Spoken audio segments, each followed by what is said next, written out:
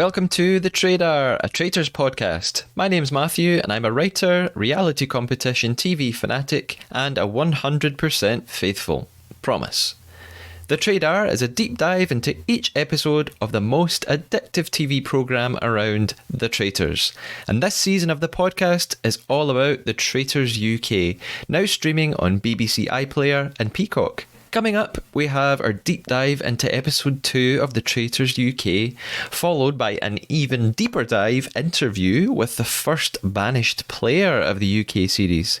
First though, it's time for a mini TT news.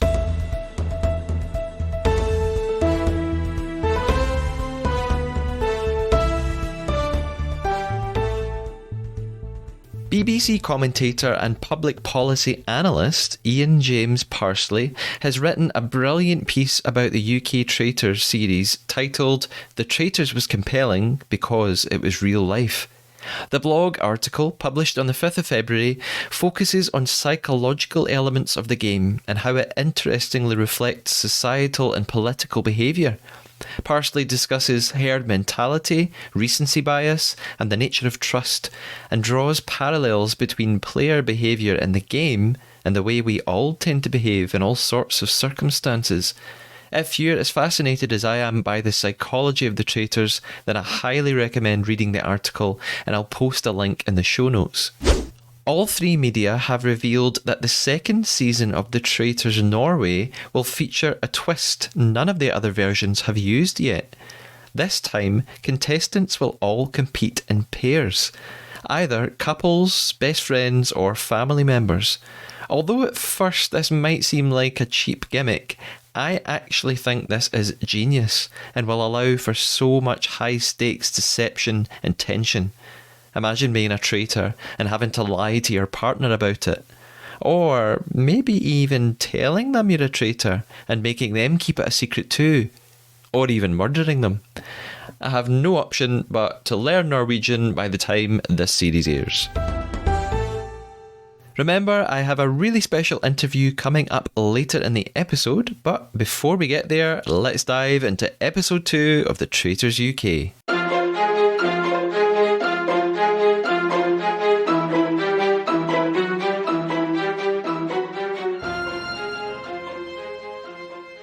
At the beginning of episode 2, we have Claudia recapping the game first, because viewers are still learning the rules at this point. It's early on. At breakfast, the players begin to arrive, and of course, this part of the process is completely new to them, completely new to the viewers. They don't know what to expect. It's all very exciting. Alex appears and is worried that Tom won't arrive because we know that they're a couple. Nobody else knows this yet. But of course, Alex can't show this. She's really got to hide it all. A few more people arrive, including Nicky, who immediately gets really upset and says that she was worried that maybe in the mission yesterday she was too bossy. Wilf too seems particularly upset. He's almost crying when John walks through the door. And my reaction is Wilf overdoing it a bit? Is he overacting? Are people going to notice this extreme reaction? Alyssa seems to be acting a little bit over the top as well, but she seems to be getting away with it more, I think.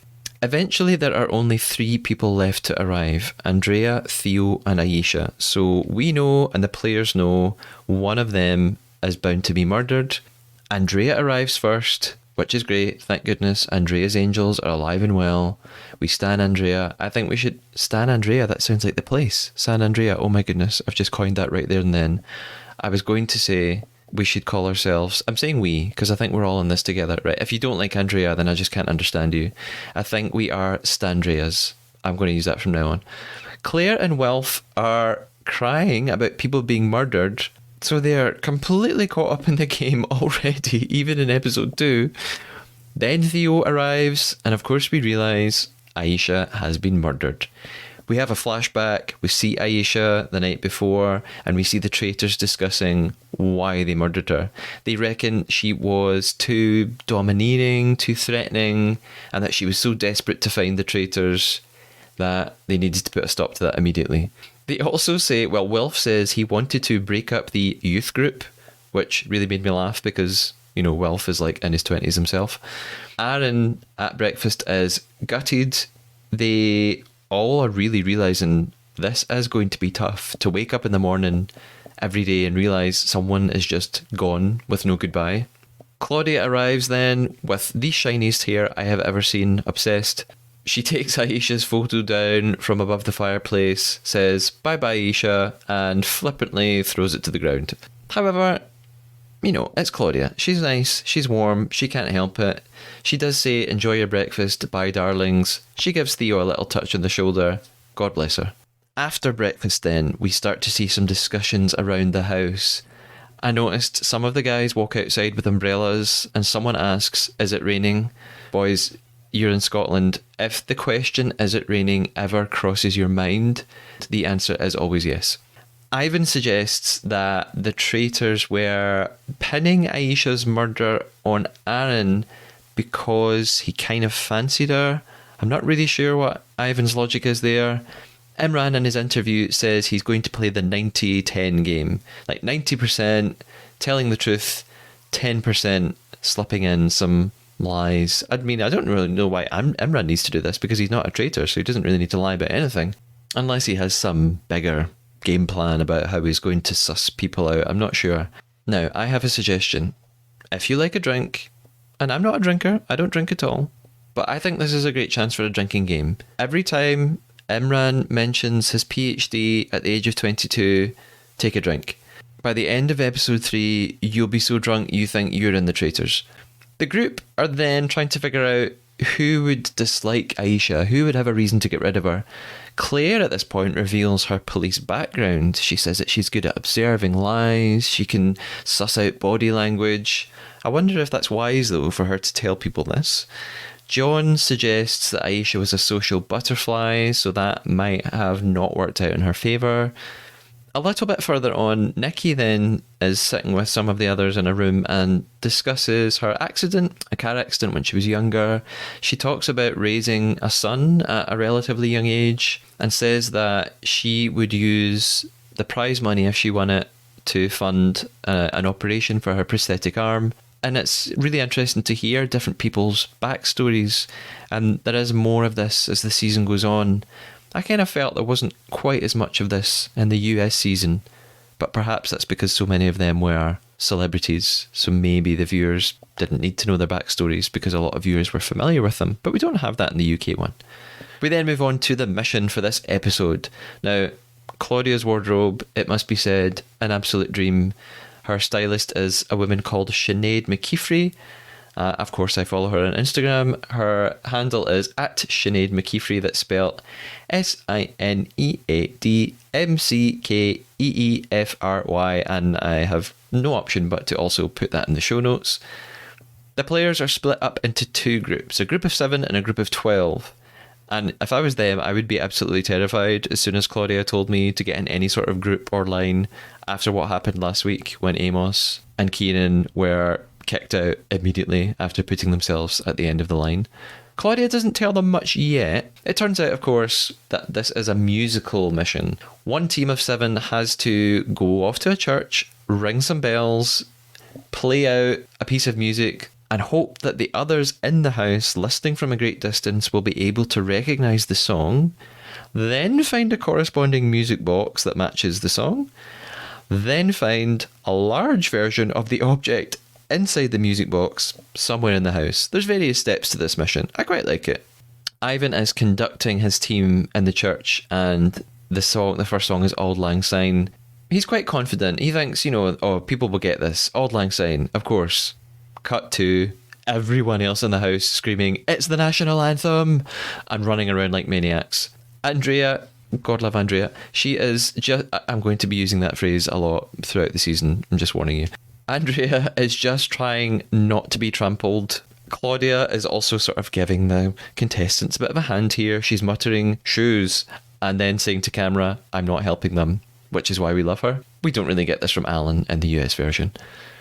I think it's a good task. It's fun. It's a combination of physical things, musical ability, paying attention, observation, all of that. So different people have got chances to shine if they're good in different elements.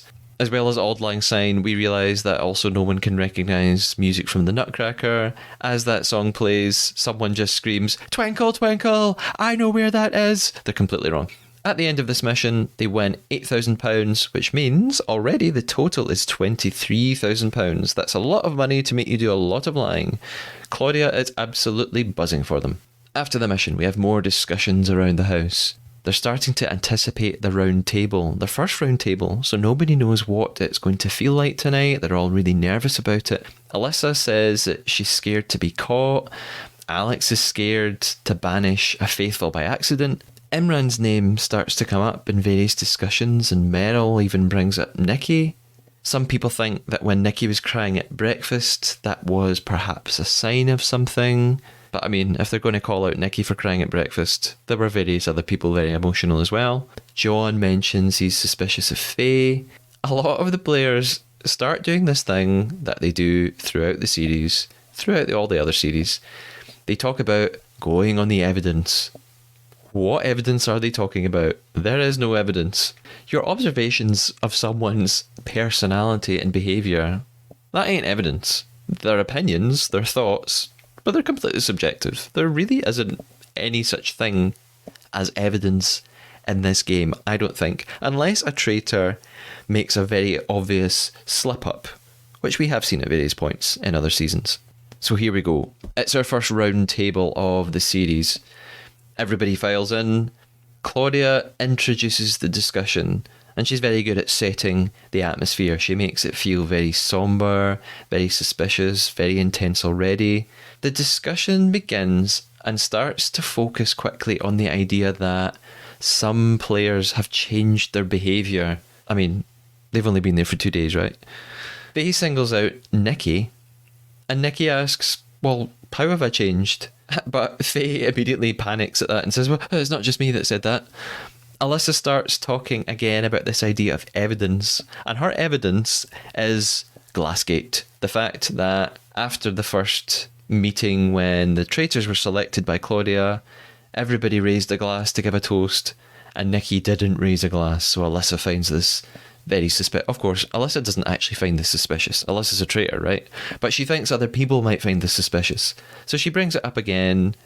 It's pretty poor to me, but other people seem to buy it ridiculously. Nicky at this point defends herself and says, well, you know, the glass was on the side of my body where I don't have a hand, so it felt unnatural for me to lift a glass. That's it. But it seems like no one is listening. No one's really giving her a chance. It's almost as if they've made their minds up already. Aaron is then a little bit different from everybody else because he accuses Imran. Imran then accuses Faye. It's so uncomfortable, I think, as a viewer, because we know that all of these people they're naming are all faithful. That none of them have it right. So the voting begins, and it's pretty much a landslide. Imran has 1 vote. Faye gets 1 vote. Nicky ends up with 17 votes. And I reckon that Nicky was so calm at this point. She didn't react really angrily or get upset. It's as if she realised what was happening and actually there was nothing she could do about it. So she seems very, very calm and collected. Wilf, at this point, has his head in his hands as the truth is about to be revealed because obviously he knows what's about to happen. Nicky stands up in the circle of truth and reveals, you're all wrong. Tells them that she is a faithful. And everyone is completely shocked and they're all looking to one another to see what everybody else's reactions are. Possibly because they can't believe it and, you know, they're looking to one another for affirmation. Or maybe they're looking around to assess how are people reacting here. Who is anyone acting like they're not surprised? Alyssa starts crying. Even though she's a traitor, she's crying, probably out of guilt, because she helped commandeer all of this against Nicky. Imran asks, how did we all get it so wrong? Claire, in her interview, says the same thing. She just can't believe they completely messed it up. Wilf then, in his interview, simply says, I feel so relieved. There's not really any eyes on me. I can relax. Wilf's got his priorities right. After the round table then, there are more discussions around the house. Aaron, quite honestly, says that everybody else jumped on the bandwagon, and I think Aaron's right. Even though his vote was for Imran and was wrong, it seems like Aaron's kind of proud that at least he didn't go along with everybody else. And he even says, there is no way 95% of you thought it was her. And yeah, he must be right. Matt admits that. Matt admits that from now on he needs to vote a bit more independently, and maybe he should have gone with Imran, even though we know he's wrong. Theo is still suspicious of Imran, even though we know he's wrong. And then midnight comes, we have our chime. I notice everyone is hugging one another and saying, I love you. This is this sort of trait common amongst reality competition shows like Big Brother, when people have known each other for maybe 24 hours and are already telling each other they love one another. If you were listening to TT News at the start of the episode, I mentioned an article by Ian James Parsley, and this is something that Ian writes about in his article in the Traitors, about this idea of people telling each other they love one another very, very quickly and forming false bonds that are actually not helpful at all. Alex and Tom have a little moment together. They have 10 seconds for a hug and a kiss, and then of course off they go. They have to pretend that they weren't together, and we then move to Traitors Tower for the night. The traitors gather, they're telling each other, what a night. Another one says, what a day. They all agree that the round table was very, very difficult to be a part of. Amanda points out that this part, as in the murder part, is easy.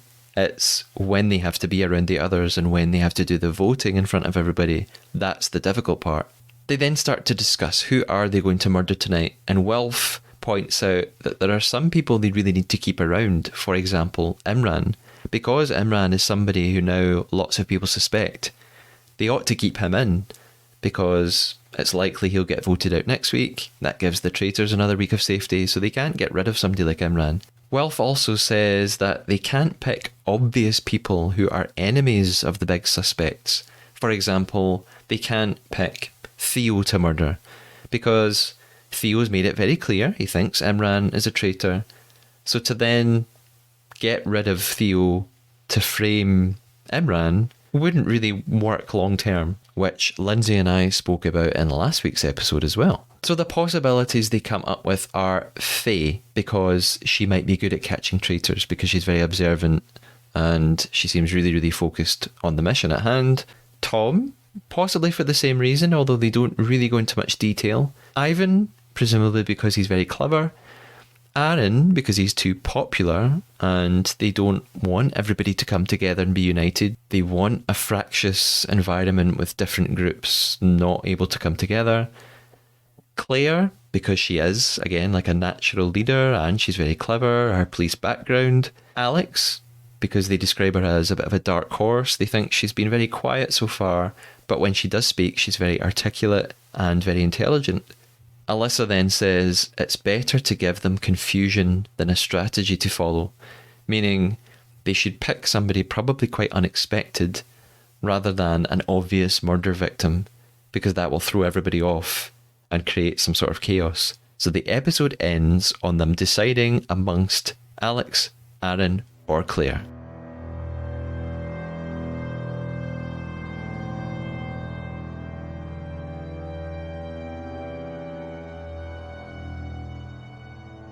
Normally at this point I would offer my overall thoughts of the episode. However, I don't need to do that on my own this time, because I have the perfect person to ask all about behind the scenes of this episode, and that is Nicky, the first Banishee.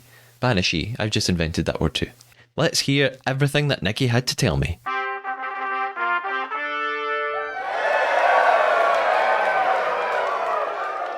My guest on this episode of The Trader is Nicky Wilding, a faithful from the Traitors UK, and, as we just found out, the first player to be banished from the game. Nicky, how are you doing today? I'm alright, thanks very much. And yourself? I'm doing really well, thank you. Now, you've been having some birthday celebrations, so a preemptive happy birthday. How was your weekend fun? It was really good, actually. Really, really good. Exhausting, but very good. And I'm a big fan for daytime drinking because it means that I was home by about 8 o'clock.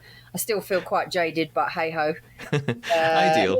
Yeah. Perfect. Now, I've got lots of questions to ask you about your time on the Traitors, but first of all, I'm going to introduce our own game. So, on the podcast, we like to play the Trader Traitor. So, our mission is to betray one another over the next half hour or so by telling one lie from here on in. It can be a made up fact or a story, big or small. For example, my co host Lindsay in episode 1 told me that she follows Theo's reaction videos on YouTube, when that was just a lie, and he doesn't do reaction vids on YouTube at all. So your lie could be anything like that. Got ya. At the end of the interview, we'll then conduct our own banishment and guess one another's lie. Nicky, are you prepared to lie to me? Yes. Good. That begins now. So, Nicky, how did you find out about the Traitors in the first place? So there were. I've always wanted to put myself out there, just to see what everything was about, and just to have something a little bit different. And saw the application for the Traitors, and I thought, well, in for a penny, in for a pound, I'll give it a go. Not actually expecting to get as far as I did, which was really good actually, and made me feel good, because I think that there was a lot of people that applied for it and they picked me. So yeah, so that's how I got into it, totally by accident, and and it come through. So they must have seen something they were interested in. And what can you tell us about that process after you apply? How are there different stages? Do you have to go and meet people? Is it like auditioning? How does it work? Yeah, so you go through the auditions, you apply online, you say a little bit about yourself, and then you meet up with one of the casting execs, and then you just go through the process, and then you'll have I didn't meet them in person, and we would meet over a few Zoom calls and whatnot, and just, I suppose, they could see how you are, online and whatnot. And yeah, it just went from there, and it was just sort of like, oh, you've got through to this stage, or you've got through to that stage, and I'm thinking, oh, I'm not really going to hear any more of it. So I didn't make any plans whatsoever, and I didn't really tell work until the very last minute, because, as I said, I just didn't think I would get onto it. So when I did, I was like, oh, excuse me, boss, is it okay if I go missing for a while? So yeah, they were really supportive. So yeah, it was a really good experience. It looked like on the programme, Scotland was like unusually nice and sunny. When did you film? When did it all take place? It took place in May. We were so blessed with the weather, because I've been to Scotland before. We went to go and hike. Well, the aim was to go and do Ben Nevis, but the weather was poor, and it comes in so quickly. So we ended up doing the Monroes. It is stunning. I absolutely love it. So when we got there, it was sort of like, this is unusually like decent weather. It's not blowing a hoolie or whatever. And so we were blessed. And I was expecting to be absolutely frozen and soaked at the same time, because I think, we're in a castle, I'm going to be freezing cold, and it wasn't. And it was just stunning. I just wish I could have explored a little bit, go off on a little run, That's a shame. I mean, mate, it's almost a year, I guess, since he filmed. Does it feel strange being asked questions about something so long ago? I think because it's still sort of in the public eye. I mean, I've been recognised in Boots, and it's mad, so it still sort of feels quite fresh. But and I remember it's ingrained in my head, because it was such a different experience, and it was such a positive experience for me. I know I got banished, but what I did experience was great. I loved it, absolutely loved it. So yeah, I'd just say it's okay. It's it's expected. Yeah. Look at me, the movie star. Only joking. I'm wondering, Nicky, if you can clarify something for us. I was talking to my co-host Lindsay in episode 1, and we couldn't figure something out. Did you know that Claudia Winkleman was the host before you arrived at the castle? Because everyone seemed so surprised when she appeared. I had no idea whatsoever. No idea whatsoever. Okay. It was, we were told, there's going to be someone that is very well known will be the host. And then when she walked out, we were like, oh, wow, perfect, absolutely perfect. And she rocks the tweed. So she was the perfect host, I reckon. Yeah, I think so too. Oh, that's exciting. That it was a surprise for Yeah, everybody. it was. I mean, we didn't know anything. You know, you're. I don't mind that, so I don't have to know everything. But I suppose if you're sort of, if you get quite anxious or you think, oh, I need to know you need to know the ins and outs of stuff, then we were totally kept in the dark and you're just constantly guessing. You don't know what's going to happen. And, you know, when you see the first episode, poor Kieran and Amos, they just get booted off and you're like, Yeah, oh no. yeah. It was sort of like twists and turns and then it just puts you on your back foot and then, you know, you're surprised by the host walking out. And it was just brilliant. The whole experience was fantastic. And did you want to be a traitor? I was on the fence, to be honest, because I am quite expressive with my face and I wasn't sure if I would have been able to carry it off. I suspect it would be quite fun at the very beginning, but then, you know, the longer, if you were in the game for longer, it would be hard to sort of lie to people. And I can't mask. I'm not very good at masking my emotions, as you saw from episode 2. Yeah. So yeah, I don't think I'd have been a good one. So I was quite happy I was a faithful.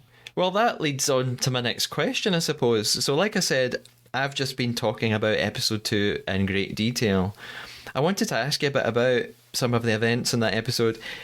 At the beginning, you were quite upset at breakfast. What do you think led to that? It was just relief because you weren't sure if you would go in there, you know, and is it going to be cut short for me? And also, it was just you get a chance to sort of see people because it happened so quickly. I don't tend to form bonds with people immediately, and I just wanted to get to know how. And I'm a bit of a slow burner, I suppose. I like to sit back and see what's going on and try and see what's happening. I can't make snap decisions like that. So it was sheer relief, and I was just so happy to see some of the guys in there. You know, when I turned up. But yeah, that was to be short-lived, unfortunately. Yeah, sadly. And you mentioned maybe taking a while to get to know people, but we saw you kind of opening up to a group of the other players about your background. You talked about your son and your car accident, living situation. Did that then feel worse later on that people voted against you after you'd opened up and been so honest with people? I think it was hard. I mean, it was really hard to sit there and think, oh, you know, you sort of opening up to explain why you're there and whatnot, and then you get booted out for a completely, well, in my like a weak reason, and it just felt like herd mentality. And I was just like, oh, okay, you know, there's nothing you can do at that point. So yeah, and I think, yeah, it's hard because. I don't know how can I say it. It's sort of like, yeah, so you're sitting there, you're trying to get to know people, you're sitting there listening, and then because I wanted to listen to what other people had to say, they took that as me being quiet. So I was like, no, I'm just listening because I don't feel the need to talk over people or just, you know, just get involved in some conversations. So yeah, that was a bit hard, and I think you can see that. I was quite upset, to be honest, to be banished first for such a weak reason. I didn't feel like it was justified. No. Now, in this episode, the mission you took part in was this sort of musical bell ringing mission. You were on the team who were ringing the bells. Do you know what the piece of music is, or are you figuring it out at the same time? We were figuring it out at the same time, and like it was really hard to hear because if you're not getting the timing, it's like I have no idea what that is. But fortunately, we had Ivan, and he was a genius, you know, and he just picked it up straight away. And I was like, oh, wait, you know, we just got to listen to this guy. He knows what he's doing. So all I had to do really was just pull the bells, but that in itself was difficult because you couldn't pull it too hard. I mean, that's the first time I've ever rang church bells, and that was quite a challenge because if I was stood between two ropes, I'm like, how am I going to do this? I've only got one hand, like, you know. But it was funny. But yeah, no. Fortunately, we had Ivan, and he sussed what they were straight away. So yeah, it was a good experience. Yeah, Ivan, a good teammate to have there then. Yeah, I mean, his skills come to the forefront there. Something else I noticed in this episode is the way it's been edited. we see lots of players discussing around the house who they suspect and who they're going to vote for tonight, but we didn't really get to see much of that. You know, you weren't shown much in that part. Who were you? Was there anyone you were discussing whose name was on your mind? Well, to be honest, I didn't have a clue because, as I said, it was so quick, and I think I was just trying to listen into what like people were saying, and I mean, I did think Faye because she was name dropping, and I was thinking, well, that's all I've got to go on. So anyone that's name dropping, they're deflecting the attention away from them, and I know that Faye was doing it, and I know that I think Alyssa had done it. And it was just sort of like, but obviously I didn't know Alyssa had said it was me. And it was just, I was just trying to sit there and listen. Sorry, my dog's fidgeting. Bo. That's okay. So yeah, it was, I was just, you know, when you're just trying to work stuff out, and I was thinking maybe I'm just a little bit slow because I'm just trying to see who's doing it, how are they acting, have they changed? And to be honest, I didn't see that anybody's personality had changed. And I mean, the people that were the traitors were fantastic, like, you know, at hiding it. So yeah, and all I thought really was Faye, and it would have been someone else that I didn't really bond with, really, but I don't know. But I don't think I did bond with anyone. Yeah. Apart from Aaron, he's a lovely lad.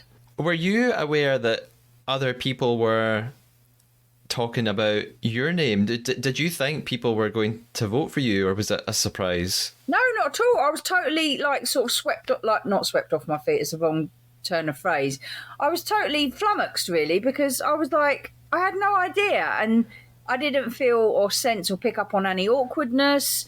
You know, because you'd go from room to room, have a conversation, see where the conversation's going, you know, and if there was too many people, I would just walk out and go into another room just to have a listen. So no, I was completely taken aback by as soon as they started to say my name, and I was quite upset, to be honest. And I was just like, on what? What have you got to go on? And their reasoning, I just think when they all said the same reason, I just thought, you know, there's no point in me trying to argue or, you know, just try and fight to stay in there, because it had been a unanimous vote. So I'm not going to turn all of their minds. So yeah, it was. I was sad because I had so loved the missions, and that's me all over. You know, getting out there, getting stuck in, and to have it cut short like that for such a weak reason, I was just like, oh, really? You know, but it is what it is. That's exactly what I was going to ask about. The idea that others suggested was that somehow you'd changed over the past day or so, but it seems like you reckon that was a really pathetic reason, like no substance behind it. It was weak, and they all had said the same reason, that I had changed. But I was like, well, how have I changed? You know, hadn't everybody changed in some way? The more you get to know someone, they're going to change. And the fact that they'd all said, oh, I had changed, but hadn't been able to say how I had changed, and then people that I thought I was closer to had even said it, I was just like, they're just jumping on the bandwagon. And you know, they have to vote someone off, otherwise we'd have been there all day. But I was just gutted it was me, and it was cut short.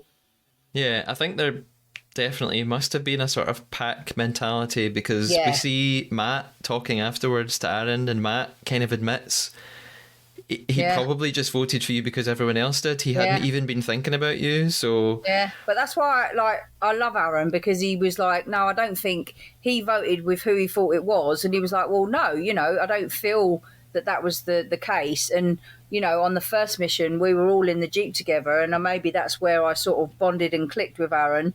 But I was also in with Matt and Imran. So for them two to turn around and say, I was like, come on, you know. And on the train, I was sat with Rayanne, and I was sat with Maddie and Tom, and it was just like, so you think that you're building bonds with these people, and then you're sat there, and then they turn, and you're like, oh, okay, thanks. That's how it is then. But, you know, I'm a bigger person. I have a question from Dirk, who was a faithful on the Australian version of the Traitors. And Dirk has asked me to ask you, when was the moment you knew you couldn't plead your innocence? Like, was there a moment at the round table where you realised it was a bit pointless to defend yourself anymore? Do you think did it become clear that lots of people were going to vote for you? Well, I think as soon as it had gone, so Hannah had started the ball rolling, and then it just went boom, boom, boom. I thought, I see how this is going. So, I'm going to say my bit. I'm going to throw like the spanner in the works, just mention names because I thought I'm not going out without saying what I felt and like saying to Alyssa for saying for me to not pick up the cup. I was just like, really? Like, I don't clap either because what I can't, like, and I'm saying it I'm quite candid with it because I just don't. And it was to reach over to me, it just doesn't come natural. So I think at that point I thought there's no point. They're picking, it's such a weak excuse. There's no point. They've made their mind up. So many of them had said my name. I just thought, whatever. So just get Yeah. on with it. Yeah, it seemed frustrating even as a viewer for me. I felt like you explained yourself very rationally and calmly, but they almost didn't really want to listen. I think No. even Alex was voting and said, you didn't convince me enough the way you Yeah. defended yourself. And I thought, well, what else did you want Nicky to say? Yeah, they want me to say, please, I'm not a traitor, believe me. But then someone is, and I just thought, okay. I'd thoroughly enjoyed my time there. I was gutted to go. I wish I could have stayed, especially as I watched it go on and on and on. And I watched the missions and I was like, guys, you're voting out the people that can help in the missions, and I just, it's just one of them things. You just gotta, if you know your time's up, your time's up. I'm not going to sit there and plead and get all upset, and it's just not, it wasn't worth doing, to be honest. Even though I absolutely loved my time and I wanted to stay in, it's, you're fighting a lost cause that could have possibly caused more friction, and I didn't want to do that. People have made their minds up. I'm not going to go on about it. It is what it is.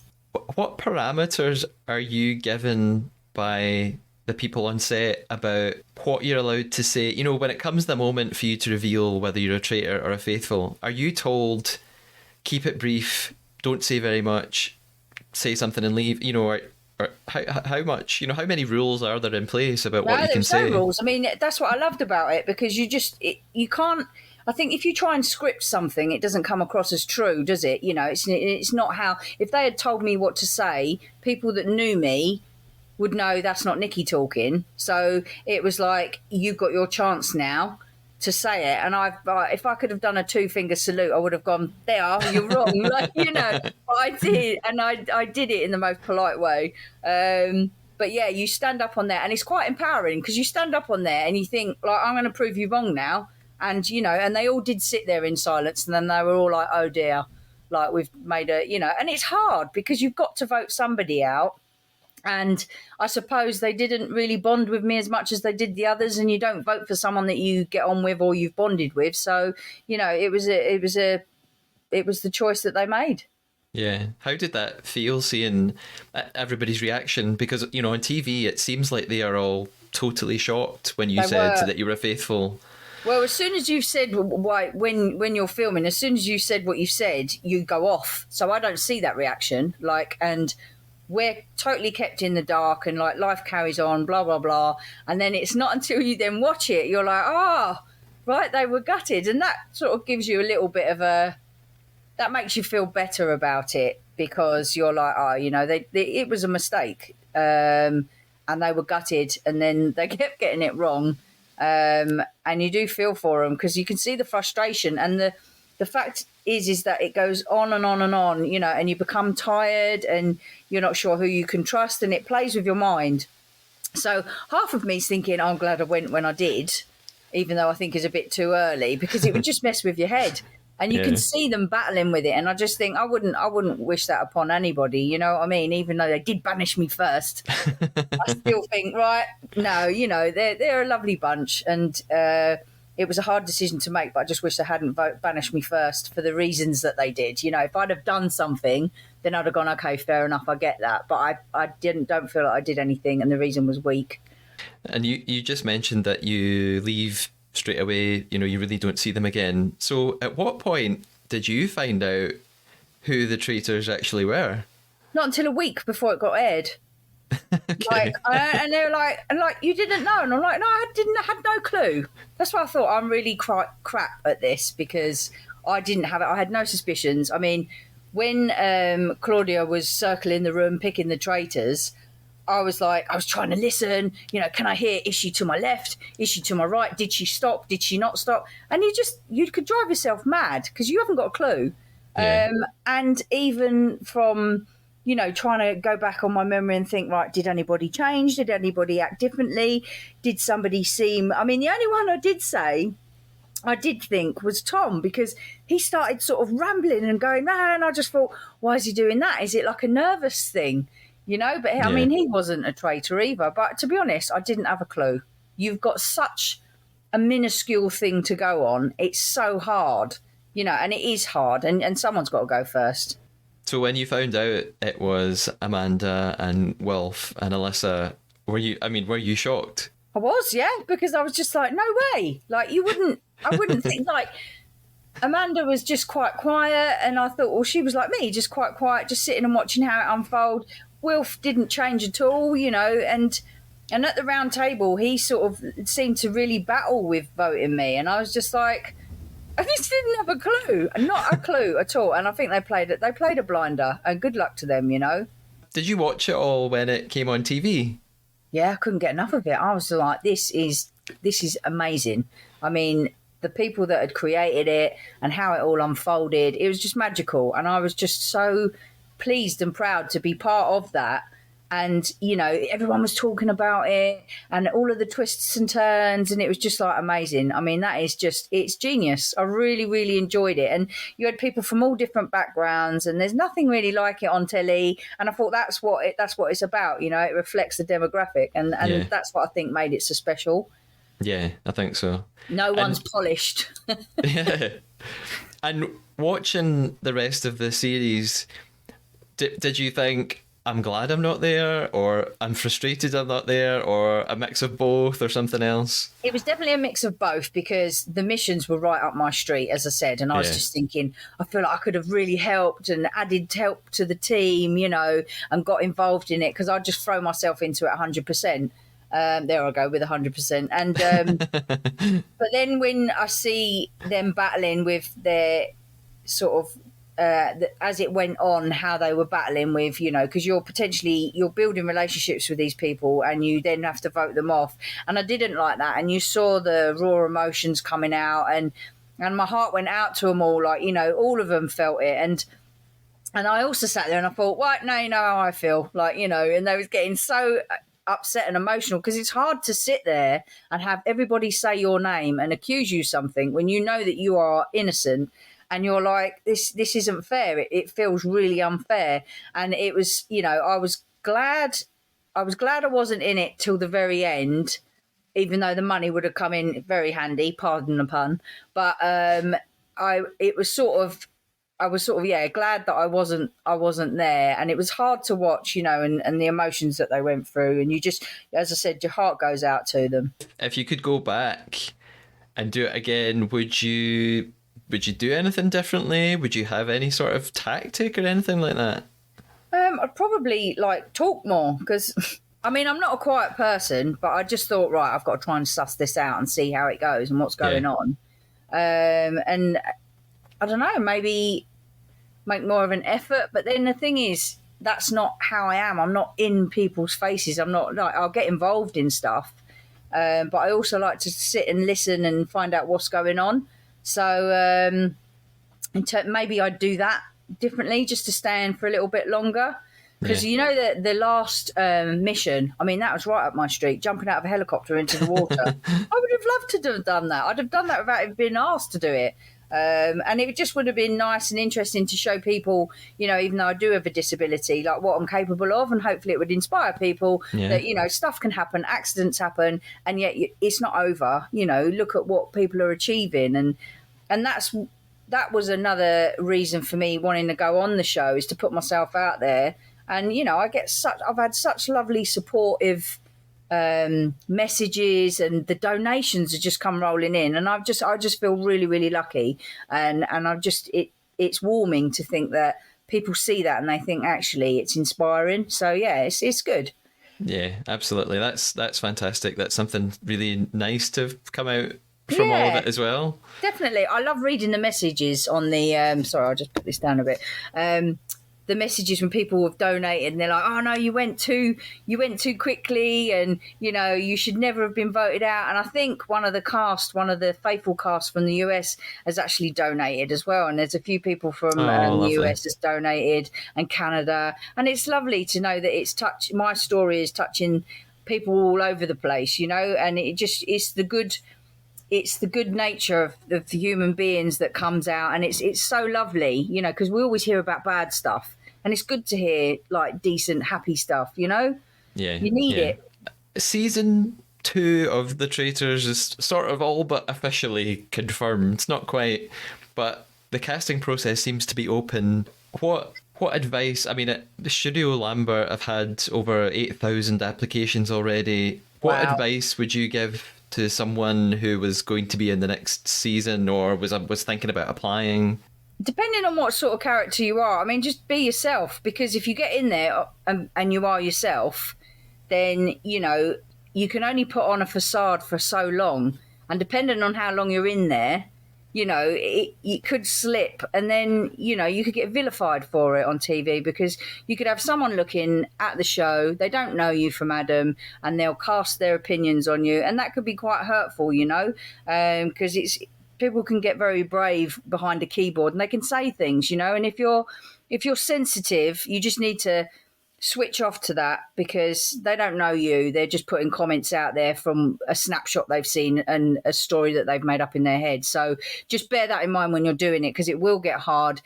It is, it's a test of your strength, and just to be open-minded about it, but generally be yourself, and be happy with who you are. Yeah, that sounds like great life advice in general. Yeah. Do you know what? Everyone's entitled to opinion. Doesn't necessarily mean that it's right. It's their opinion. So that's they can say what they want. But it's just don't take it to heart. It's only if someone knows and loves you that they say something. Then that's that. But the people around you wouldn't be like that anyway. Yeah, absolutely. But as I said, the vast majority, I can't say. I mean, I've had the odd jokey thing, but that just sort of slips off me, because I've been in this game for a long time now, not the TV game. I've had a disability for a long time. I've heard it all. It's boring. Mm-hmm. Some of it's quite funny, and it does tickle me. But people will say stuff, and sometimes they're just doing it to get a rise out of you, and it's up to them, and it more of a reflection on them. Definitely. Nicky, are you still in touch with anyone from the show? Do you still get to speak to anybody?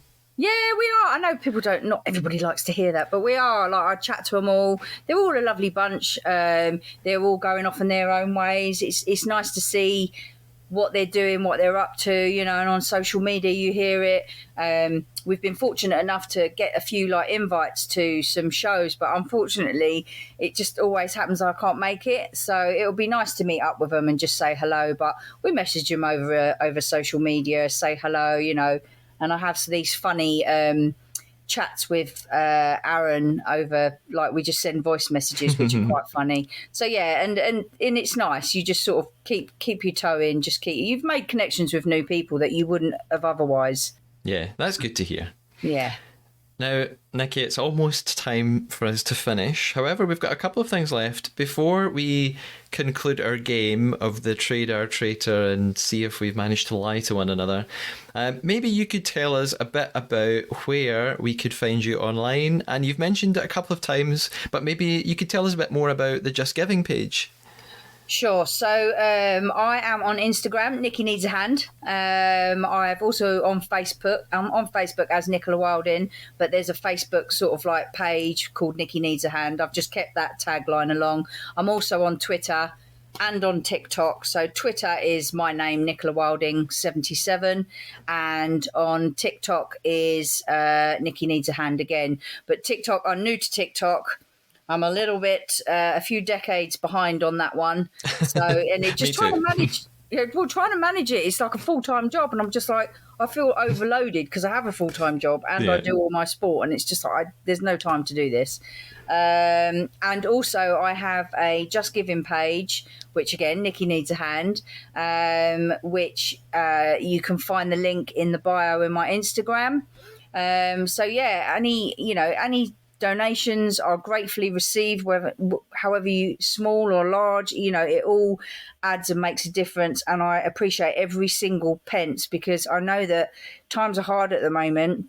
And also people don't know me, and to see them just giving me money from a pound to £300 to dollars and Canadian dollars, and it's just so overwhelming, and it's such a lovely feeling to show to have people want to support me and want to see me get that hand. I want to be a Bond baddie.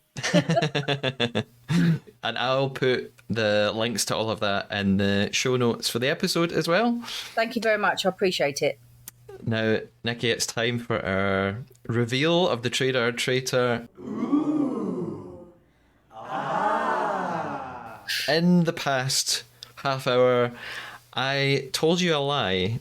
I'm wondering if you told me a lie. I may have told you a lie.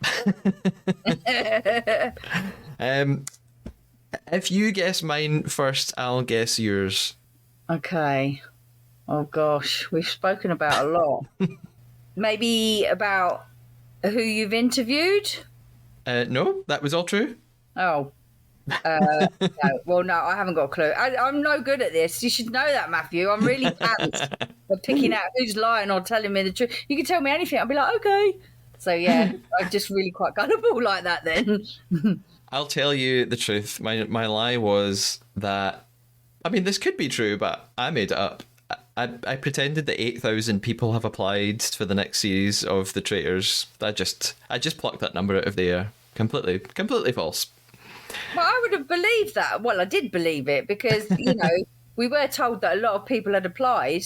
But then afterwards I was thinking, who do you know on the inside then that would tell you that? And now it's just like, yeah, duh.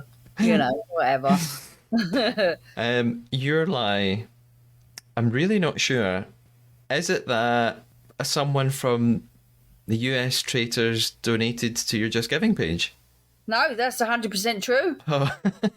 So nice. And the message that they said from a fellow faithful, I think it was. Oh. Yeah, I've actually told you no lies. I am quite poor at lie telling. Well, I'm glad that wasn't a lie. I'm glad that someone did donate from the US Traitors. So that's. I'm glad I was wrong. Yeah, me too.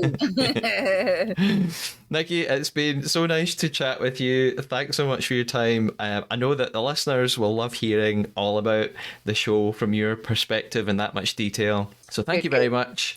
Thank you. We'll talk to you soon. Take care. Bye-bye. Thanks, Matthew. Take care. Bye. Hello, Trader listeners. I hope you enjoyed my chat with Nicky, and please check out her Just Giving page, Nicky Needs a Hand. A reminder that if you want to put your questions to some of the faithfuls from the UK and US show, check out Twitter and Instagram to see which guests are lined up for appearances on the podcast very soon, and send me your questions. Twitter is @TheTradarPod and Instagram is @TheTradarPodcast. It would also be great if you could subscribe to the podcast on the platform you're using, and even better, please leave a review. The more reviews and subscribers, the more easily other fans of the Traitors will be able to find the podcast. I'll be back with a fab co-host for episode 3 very, very soon. Until then, stay faithful.